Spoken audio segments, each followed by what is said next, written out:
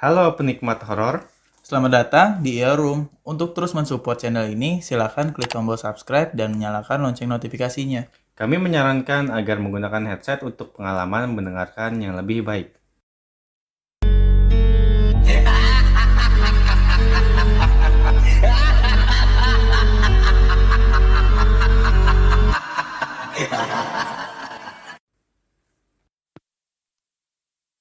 Halo, apa kabar nih para penikmat horor? Kali ini kita dapat cerita dari kawan kita yang bernama Rian. Ya, kali ini nama samaran. Langsung dimulai aja ceritanya. Cerita ini dimulai beberapa tahun yang lalu. Hai, perkenalkan nama aku Rian. Aku tinggal di Jakarta. Aku seorang mahasiswa di Universitas di Jakarta. Di tengah hiruk-pikuk Jakarta, aku sering pulang ke kampung keluarga besarku di sebuah kota di Jawa Barat. Sebenarnya banyak hal yang terjadi di sana dan aku punya beberapa cerita horor, tapi akan aku ceritakan lain waktu saja. Oh ya, kali ini aku mau menceritakan tentang omku. Aku memiliki om yang sehari-hari bekerja sebagai supir angkutan umum di wilayah Jawa Barat. Dia salah satu laki-laki yang termuda di dalam keluarga besarku. Orangnya sangat baik, juga rajin dan tekun. Hari-hari dijalaninya dengan semangat. Orangnya sangat baik, tapi juga agak tertutup. Seperti hari-hari biasanya, omku menarik angkotnya sampai larut malam. Dan suatu malam, di saat sudah selesai menarik angkot, seperti rutinitas biasanya dia akan membersihkan angkotnya. Dan mendapati atau menemukan ada tas di bawah jok mobil yang panjang yang berada di belakang. Dia kaget dan dia mengambil tas itu. Sambil selingak-selinguk, dia lihat, dia bukalah tas itu, dia lihat isinya dan betapa terkejutnya diisi tas itu ada banyak sekali uang di dalamnya. Dan namanya orang terkejut kan, terheran-heran, dia tuh bingung juga tuh, ini dari mana asalnya. Dan dia memutuskan untuk pulang ke rumah dan membawa tas itu. Juga menyampaikan kabar ini ke istrinya dan memilih merahasiakannya dari keluarga besar. Jadi sebagai info aja kalau omku ini tinggalnya itu bertetangga dengan keluarganya juga gitu. Jadi ya bertetangga dengan saudara-saudaranya sih. Jadi omku ini memilih untuk merahasiakannya dari keluarga besar. Uh, untuk jumlah uang ini cukuplah besar dan dipilih oleh omku untuk merenovasi rumah kecil omku. Suatu hari di tengah proses renovasi, omku mengalami kejadian kecelakaan. Dia terjatuh dari kamar mandi. Sontak keluarganya kaget dan dibawalah omku ini ke rumah sakit dan dirawat beberapa hari. Sepulangnya dari rumah sakit, omku jadi tampak lebih kurus, pandangannya kosong.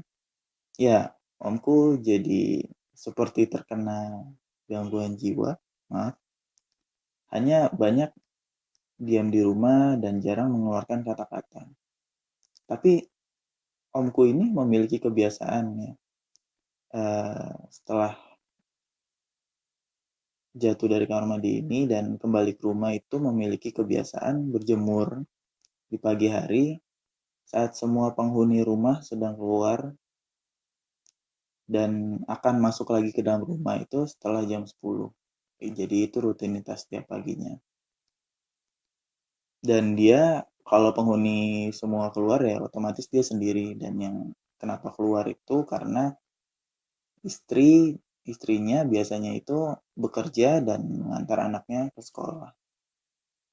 Lalu suatu pagi sih, tanteku yang rumahnya tepat di seberang omku, di depannya, sedang bersih-bersih rumah seperti biasanya. Di hari itu, omku tidak tampak seperti biasanya kan, jam 7 pagi. Ditunggulah sama tanteku ini selama 1 hingga 2 jam. Karena merasa ada hal yang tidak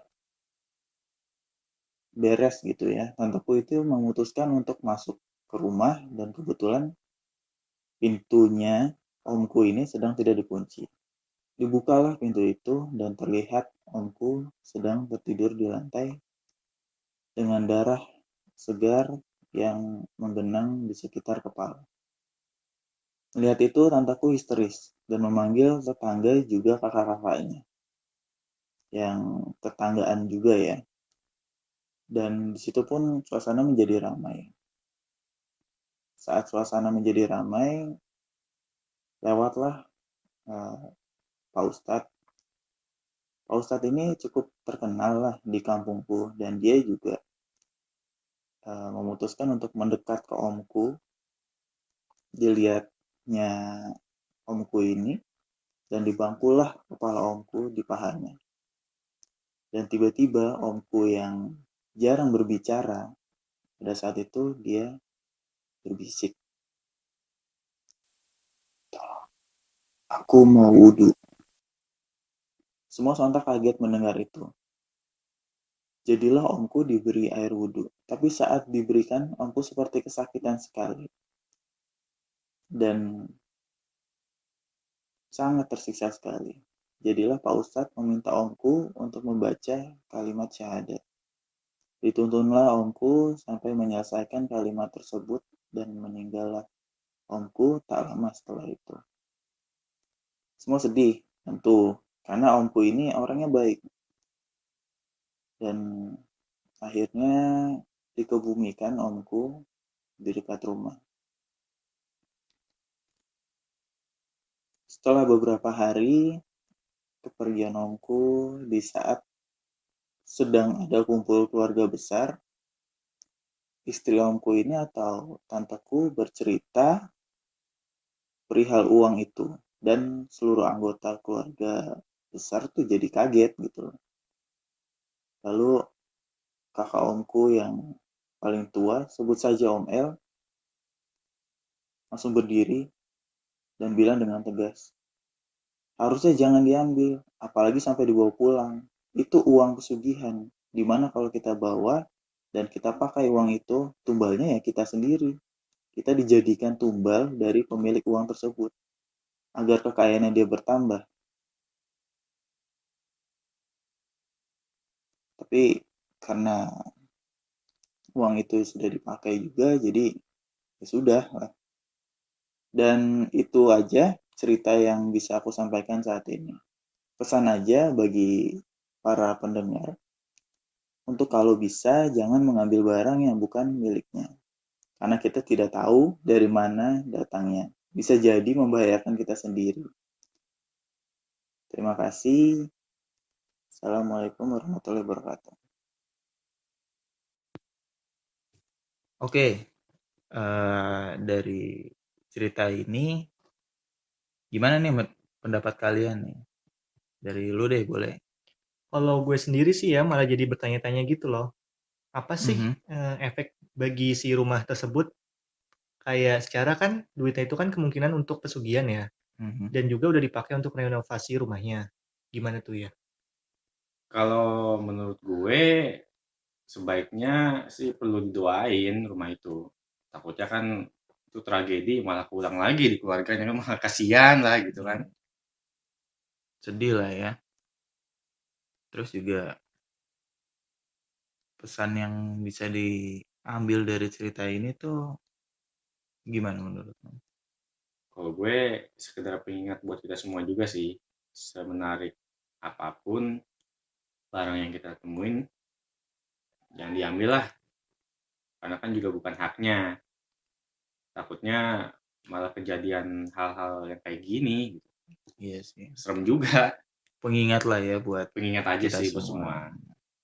Oke, kalau menurut kalian gimana nih cerita ini?